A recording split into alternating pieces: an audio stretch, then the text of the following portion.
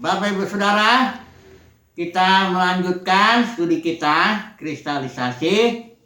Kita masuk kepada kitab yang baru, kitab Efesus ya, yang ditulis oleh Paulus di Roma ketika dia dalam pemenjaraan yang pertama itu.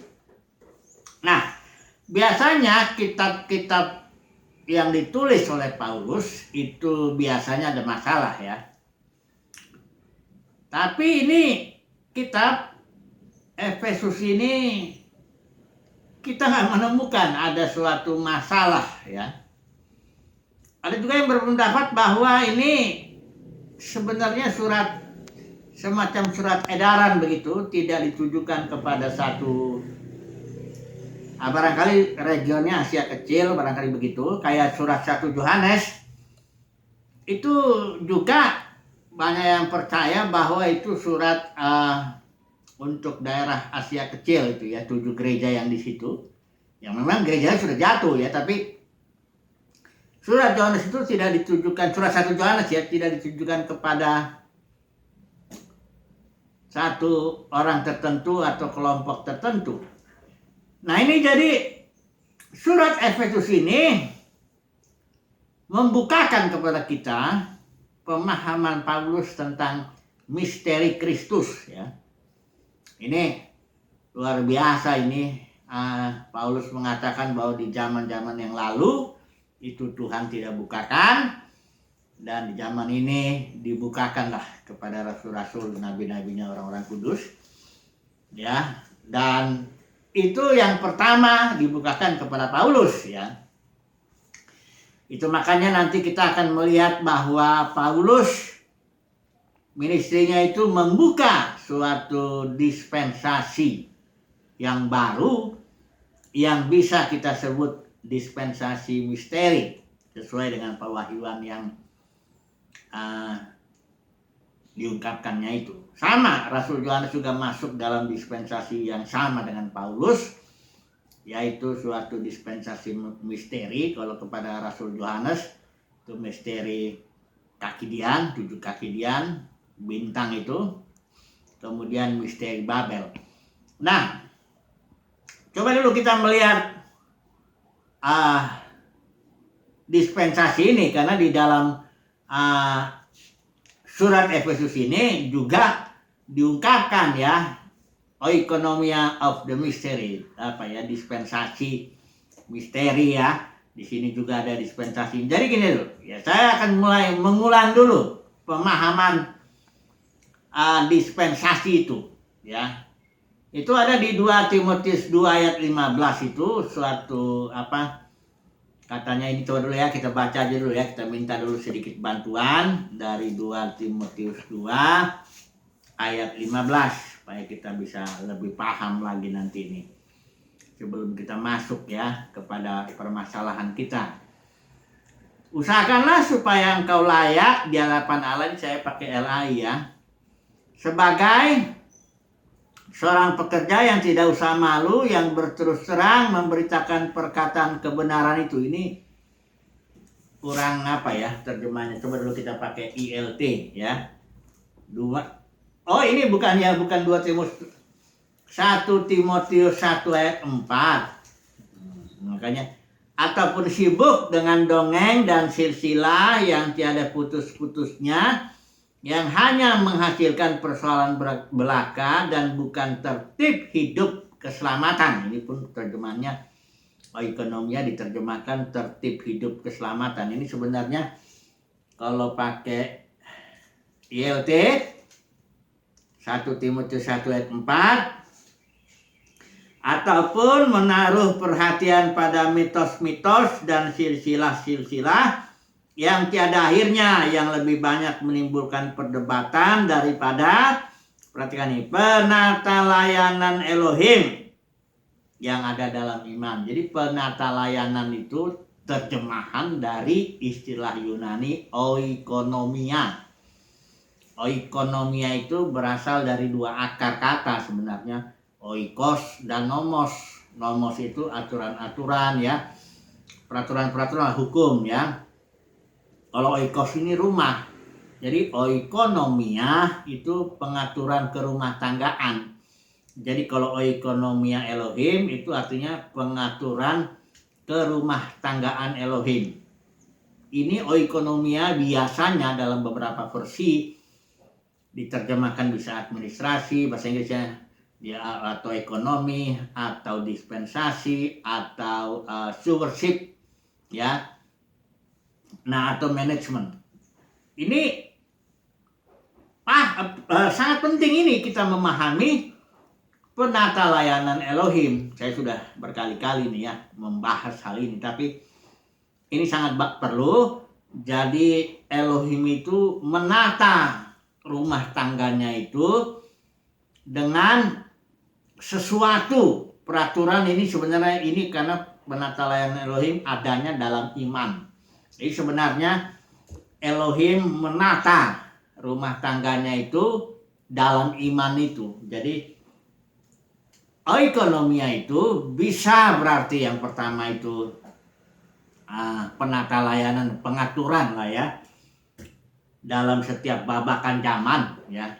Nanti kita lihat itu zamannya kan kita sudah sering bahas itu. Pertama zaman Adam, kemudian zaman Nuh, kemudian Abraham, kemudian Musa, kemudian yang gereja pemenang ini, zaman ini, kemudian kerajaan 1000 tahun, dan satu lagi zaman yang disebut Efesus 1:10 itu yang nanti ini kita bahas ini. Nantilah dalam beberapa bagian-bagian berikut. Itu zaman yang disebut dispensasi kegenapan waktu. Ya, oikonomia of the fullness of the times ya. Nah, ada 7 zaman. Nah, Tuhan mengelola itu sedemikian sehingga semua orang-orang kudus itu beriman kepadanya, tapi mengekspresikan imannya itu dalam tiap zaman berbeda. Kalau zaman Musa tentu mengekspresikan imannya itu dalam mentaati hukum Taurat. Tapi iman ya, jangan salah ya. Nah, demikian juga di zaman ini. Tuhan juga ingin kita beriman, tapi mengekspresikannya dalam hukum roh, sesuai dengan pimpinan roh. Seperti begitu ya. Nah, pemahaman dispensasi ini penting, karena dispensasi juga dia memiliki message-nya, pesannya. Ya. Dia dipercayakan. Ya, kalau Paulus ini dibilang, saya dipercayakan oikonomia dispensasi misteri. Coba dulu kita baca nih.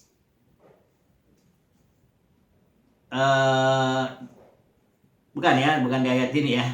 Ini nantilah ya, sebentar dulu ya. Yang jelas Paulus dipercayakan, saya belum catat di ayat di sebelah mana. Dia dipercayakan suatu oikonomia ya demi ini dia.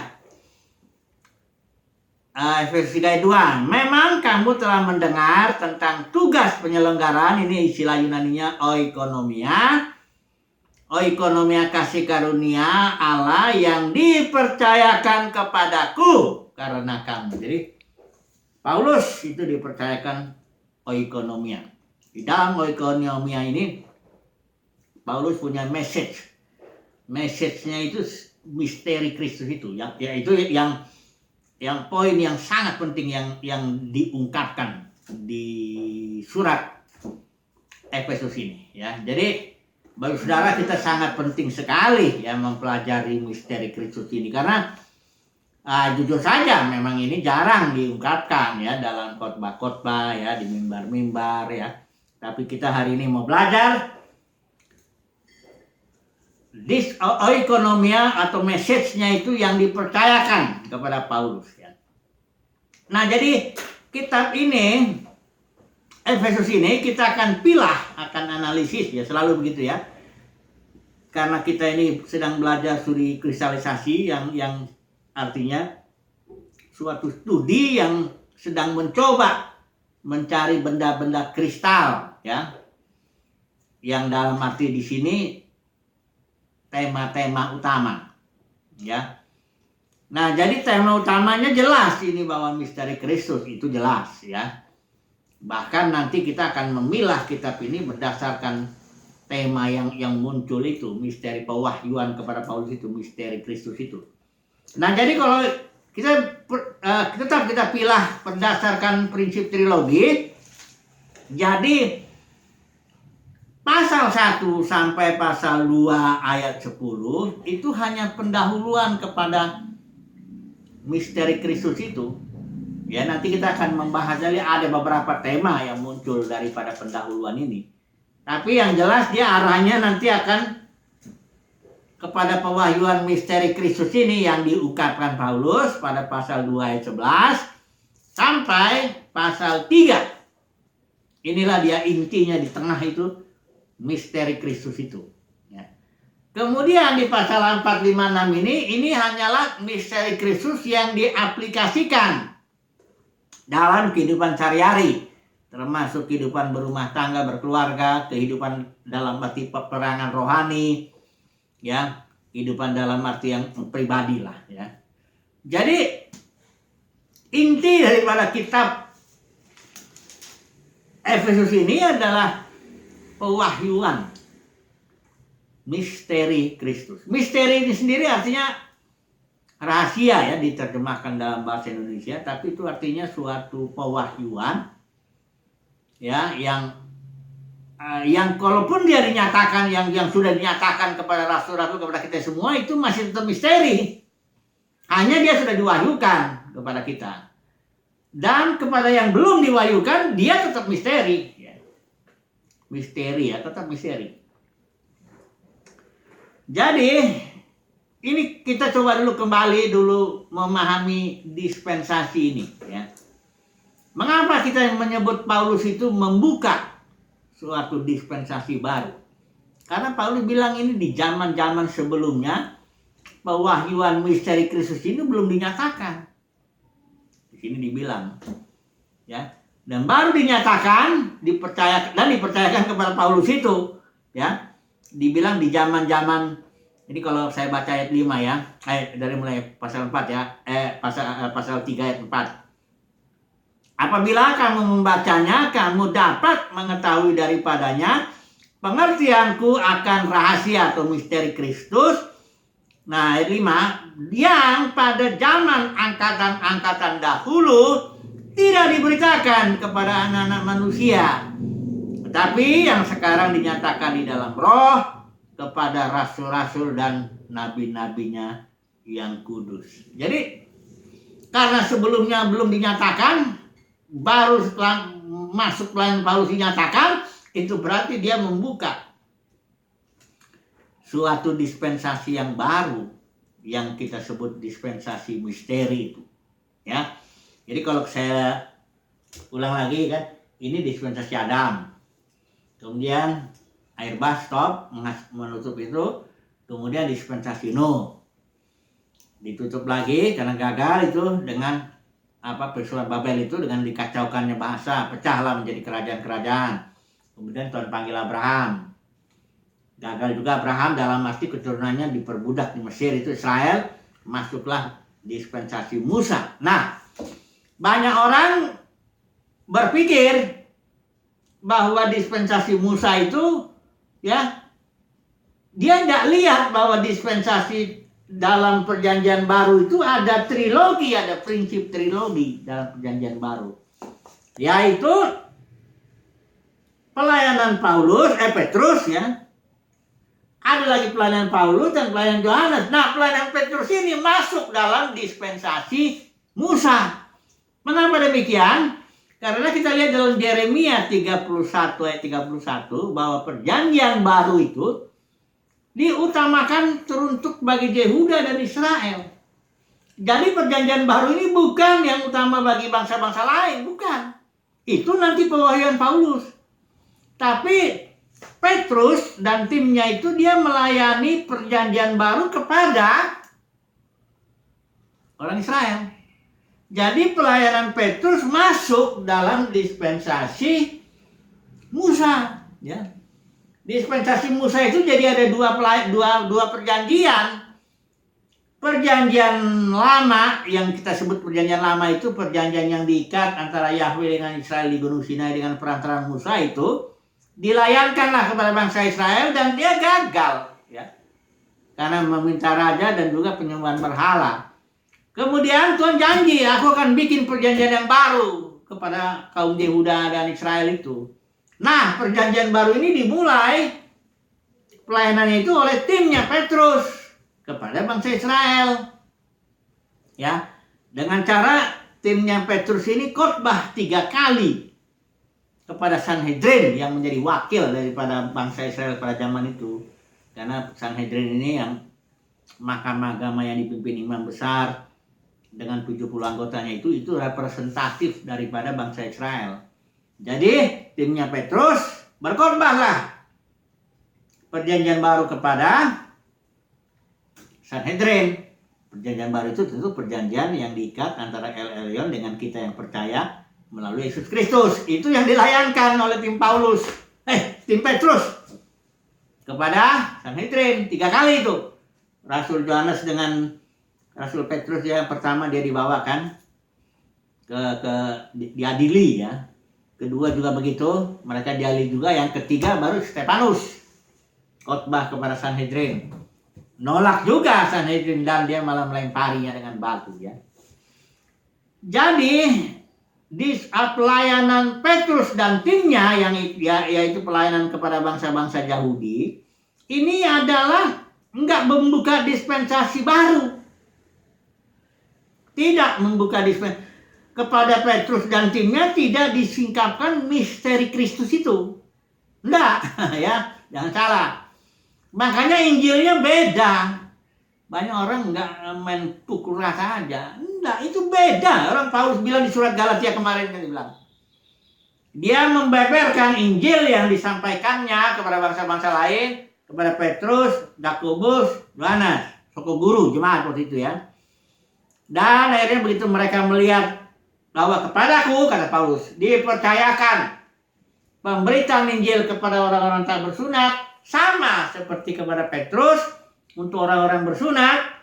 Setelah mereka tahu bahwa kepadaku dipercayakan suatu Injil, ya, mereka berjabat tangan, tanda persekutuan. Mereka mengakui bahwa ada Injil yang berisi misteri Kristus ini, yang fokusnya kepada bangsa-bangsa lain. Sebenarnya bukan bangsa lain, karena nggak ada lagi bedanya Yahudi, bukan Yahudi, nggak ada bedanya lagi. Nanti kita lihat dalam misteri Kristus itu. Ada juga Injil yang khusus untuk orang-orang bersunat, yang dilayankan oleh tim Petrus, ya, Yakobus juga. Dan mereka ini tentu iman juga, ya, karena keselamatan kebenaran itu hanya karena iman.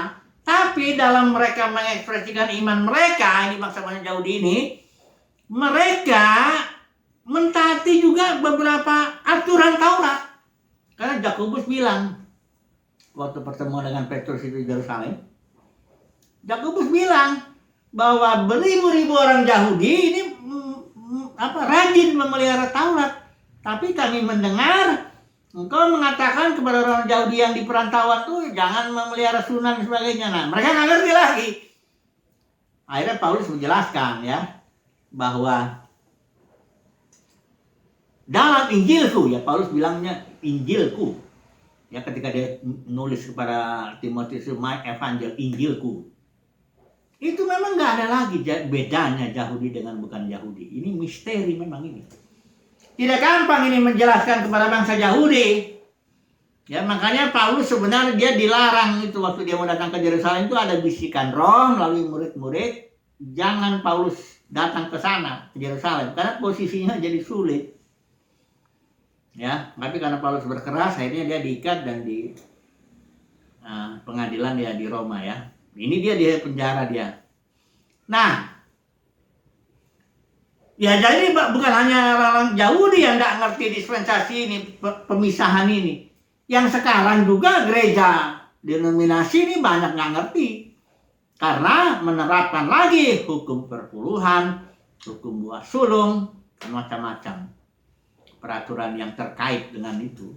Perjanjian lama. Sebenarnya udah, ini pewahyuan yang bagi kita ini misteri Kristus ini yang harus dipahami. Katakanlah Injil Paulus ini bukan berarti yang ini nggak berguna bagi kita. Bahkan Dalam tiap dispensasi itu semua firman Tuhan kita harus pelajari. Tapi dalam menerapkannya hati-hati. Karena dalam setiap dispensasi beda dia ekspresi iman, ekspresi daripada ketaatan dan kasih kepada Tuhan itu beda. Ya, di zaman Abraham dulu mempersembahkan Ishak itu sebenarnya dalam zaman itu biasa orang mempersembahkan anaknya yang masih bayi ya. Di persembahan korban bakaran kepada ilahnya itu. Yang disembahnya itu sebagai bukti bahwa dia mencintai ilahnya itu lebih daripada anaknya, kayak gitulah. Jadi beda itu perasaan Abraham ketika dibilang persembahkanlah Ishak itu dengan perasaan saya misalnya Tuhan bicara lu waduh persembahkan anakmu korban bakaran, enggak, beda. Itu sebabnya harus jelas dispensasi ini. Menata layanan Elohim dalam tiap zaman itu kita jelas ya. Jangan diaduk-aduk. Makanya Paulus menyebutkan ortotomeo, istilah Yunani ortotomeo itu ada di 2 Timotius 2 ayat 15 ini yang tadi saya salah baca. Artinya memilah kebenaran dengan tepat. Ya.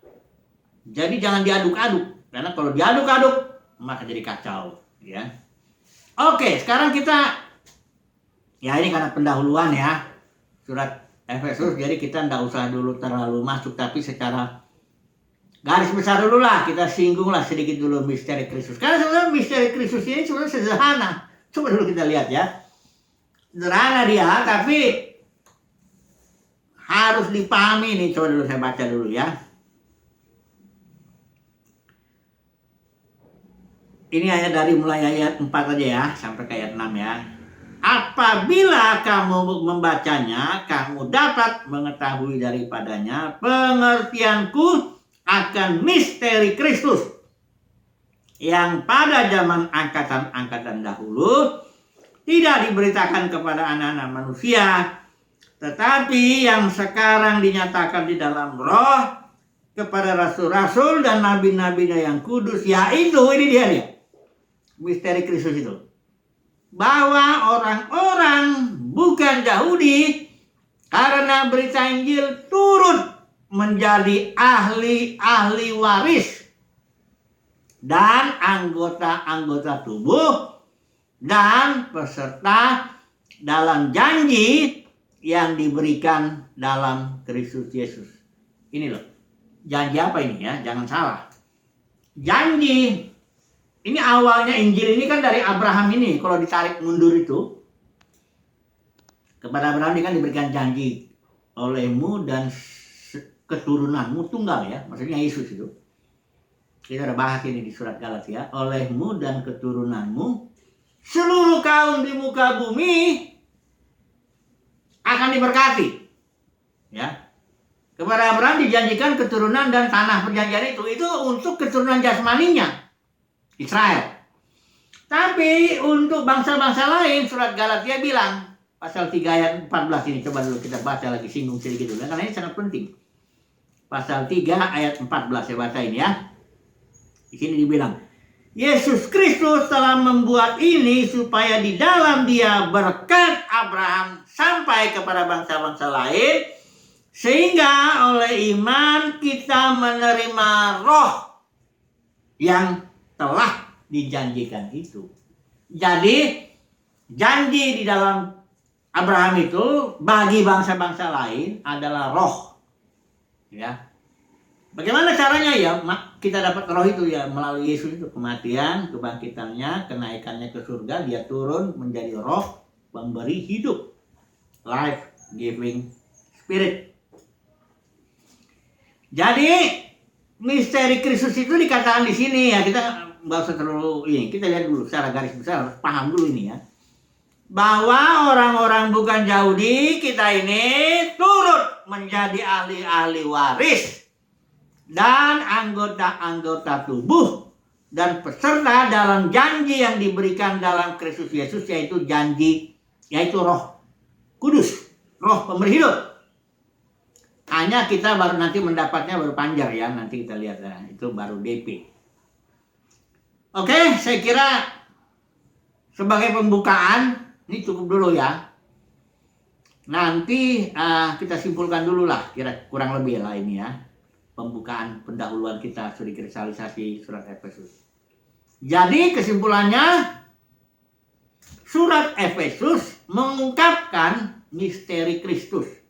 Ya, ini suatu dispensasi yang baru yang dibuka melalui pelayanan Paulus. Ya, apa isinya ini dispensasi? Message-nya misteri Kristus ini, yaitu bahwa bangsa-bangsa lain dan juga bangsa-bangsa Yahudi semuanya sama. Mendapat itu, kita menjadi satu tubuh yang mendapat waris, menjadi ahli waris, ya. Peserta dalam janji itu. Apa janjinya? Roh pemberi hidup. Itu aja dulu ya kesimpulannya. Jadi ini kalau mengerti ini aja udah bagus ini. Karena begini, ini berkat yang kalau orang Kristen banyak bicara tuh berkatnya arahnya kan ke materi ya. Nggak banyak masalah lah, sehat lah dan sebagainya. Itu pun berkat Tuhan, benar. Tapi bagi dispensasi ini berkatnya rohani. Kenapa? Karena roh. Coba makanya lihat pasal 1 Efesus ayat 3. Terpujilah Allah dan Bapa Tuhan kita Yesus Kristus, yang dalam Kristus telah mengaruniakan kepada kita segala berkat rohani di dalam surga. Ini kalau mengerti dispensasi, wah kita udah luar biasa ya. Kita akan berjalan seturut dengan kehendak Bapa, seturut dengan penata layanan Elohim ya. Oke, puji Tuhan, haleluya, amin.